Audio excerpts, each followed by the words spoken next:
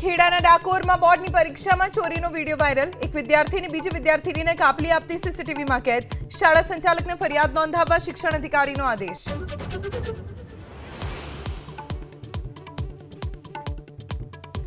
Surat collector કચેરીએ રત્ન કલાકારોનો હલ્લાબોલ। પગાર વધારો અને આર્થિક સહાયની માંગ પૂર્ણ ન થઈ તો 30 માર્ચથી હડતાળ પર ઉતરવાની ચીમકી।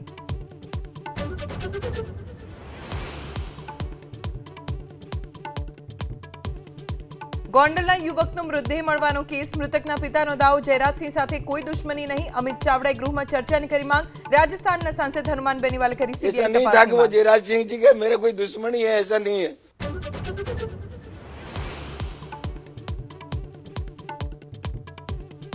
હોળીના તહેવારને લઈ એસટી નિગમનું વિશેષ આયોજન। 16 માર્ચ સુધી દોડાવશે 1200 એક્સ્ટ્રા બસની 7000થી વધુ ટ્રીપ।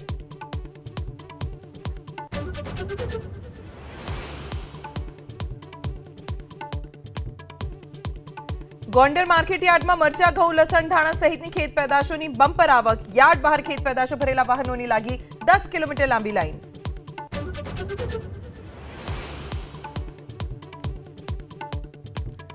છત્તીસગઢમાં ભૂપેશ બઘેલના પુત્ર પર ઈડીના એક્શનને લઈ રાજકીય ઘમાસાણ। કોંગ્રેસે કહ્યું પંજાબના પ્રભારી બનાવતા કરવામાં આવી રહ્યા છે હેરાન। આજે 14 જગ્યાએ ચાલી રહ્યા છે દરોડા।